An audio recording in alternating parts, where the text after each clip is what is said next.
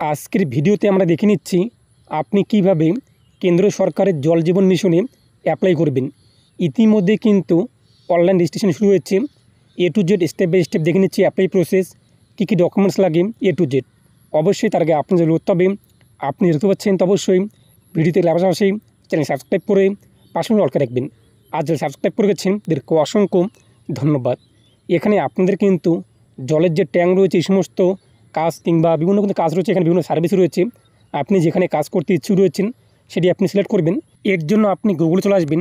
গুগলে এসে আপনি সার্চ করবেন জল জীবন মিশন লিখে প্রথমে একটি ওয়েবসাইট পেয়ে যাবেন। এখানে আপনি ক্লিক করবেন। আপনাদের সামনে কিন্তু রেজিস্ট্রেশন ফর্মটি চলে আসবে। এখান থেকে আপনি ইন্ডিভিজুয়াল যে রয়েছে সেটি আপনি সিলেক্ট করবেন। ওয়েবসাইটের লিঙ্ক আমি আপনাদের ভিডিও ডেসক্রিপশনে পোস্ট করে দিচ্ছি, সেখানে ক্লিক করে আপনি সরাসরি আসতে পারবেন। এরপর হচ্ছে নেম, এখানে আপনি আপনার ফুল নেম উল্লেখ করে দেবেন। এরপর হচ্ছে কিন্তু পিকচার, এখানে আপনাদের কিন্তু ফটো আপলোড করতে হবে, পাসপোর্ট সাইজ ফটো। সেই ফটো এখানে আপলোড করার পর ক্লিক হার্ড টু আপলোডে ক্লিক করবেন, ফটো আপলোড হয়ে যাবে জিপিজি অথবা জিপিজি ফরম্যাটে। এরপর আপনার জেন্ডার কী রয়েছে, এখান থেকে মেল ফিমেল যা হয়ে থাকে সেটি আপনি সিলেক্ট করবেন।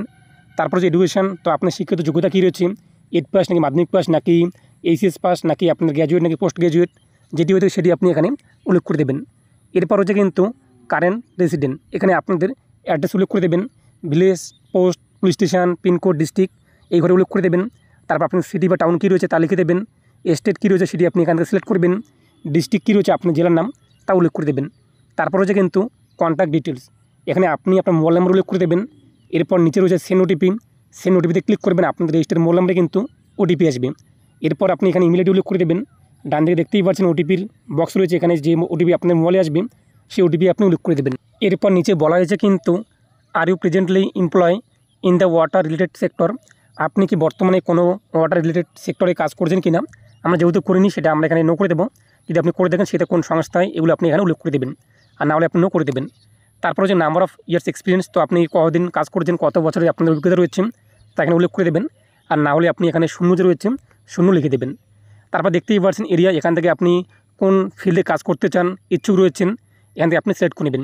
সমস্ত এখানে অপশান রয়েছে, আপনি যে সমস্ত ফিল্ডে কাজ করতে ইচ্ছুক রয়েছেন এখান থেকে আপনি সেগুলো এখানে সিলেক্ট করে নেবেন। তারপর নিচে চলে আসবেন, বলা হয়েছে কিন্তু হুইচ ডিস্ট্রিক্ট বা state in India are you active in, তো আপনি কোন ডিস্ট্রিক্টে অ্যাক্টিভ থাকতে পারবেন, কাজের জন্য অ্যাক্টিভ থাকতে পারবেন। এখানে প্রথমত স্টেট সিলেক্ট করবেন। তারপর যে সমস্ত জেলায় যদি আপনাদের কাজ পড়ে থাকে আপনি সেখানে কাজ করতে পারবেন, গিয়ে অ্যাক্টিভ থাকতে পারবেন, সেই সমস্ত জেলা আপনি আপনার অ্যাকর্ডিং সিলেক্ট করে নেবেন। এরপর নিচে বলা হয়েছে কিন্তু বিবরণ, তো ওয়াটার সেক্টর নিয়ে আপনাদের 100টি ওয়ার্ডের মধ্যে একটি বিবরণ উল্লেখ করতে হবে, তো আপনি আপনার অ্যাকর্ডিং এখানে কিছু বিবরণ লিখে দেবেন। তারপর ডান দিকে আপনি দেখতেই পাচ্ছেন লিঙ্ক, এখানে আপনাদের যদি কোনো ব্লগ কিংবা পেজ কিংবা ওয়েবসাইট থাকে তার লিঙ্ক দিয়ে দেবেন, অথবা আপনাদের ফেসবুক পেজের লিঙ্ক কিংবা আপনাদের ফেসবুক অ্যাকাউন্টের লিঙ্ক ইত্যাদি রয়েছে দেখতেই পাচ্ছেন। যদি আপনার থাকে কোনো লিঙ্ক কিংবা কোনো সোশ্যাল মিডিয়া লিঙ্ক তো এখানে বসিয়ে দেবেন। তারপর যে আপলোড সিবি, এখানে আপনার সিবি আপলোড করতে হবে, পিডিএফ অথবা অথবা ডকুমেন্টস ফাইলে দেখতেই পাচ্ছেন। সেই সিবি আপলোড করার পর কন্টিনিউ আপলোডে ক্লিক করবেন, আপনাদের সেটা কিন্তু আপলোড হয়ে যাবে। এরপর আপনাদের ভ্যালিড গভর্নমেন্ট আইডি প্রুফ একটি আপলোড করতে হবে, তবে এখানে আপনাদের আধার কার্ড কিন্তু আপলোড করলে হবে না, বলা হয়েছে can not use Aadhaar card. এখানে আপনাদের কিন্তু আধার কার্ড ব্যতীত গভর্নমেন্ট আইডি প্রুফ যে রয়েছে, ভোটার কার্ড অথবা আপনাদের যা পরিচয়পত্র ডকুমেন্টস রয়েছে কিংবা যে গভর্নমেন্ট আইডি প্রুফ রয়েছে সেটি আপলোড করে দেবেন জিপিজি অথবা পিডিএফ ফরম্যাটে। ডকুমেন্টস আপলোড করার পর ক্লিক হার টু আপলোডে ক্লিক করবেন, ডকুমেন্টস আপলোড কিন্তু হয়ে যাবে। এরপর নিচে রয়েছে কিন্তু ইন্টার টেক্সট, এখানে দেখতেই পাচ্ছেন যা অ্যান্সার দ্বারায় তা উল্লেখ করে দেবেন, তারপর সামরি আপনি ক্লিক করবেন। তবে আপনাদেরকে জানিয়ে রাখা ভালো, এখানে রেজিস্ট্রেশন করলে আপনি কিন্তু চাকরি যে পাবেন তা কিন্তু না।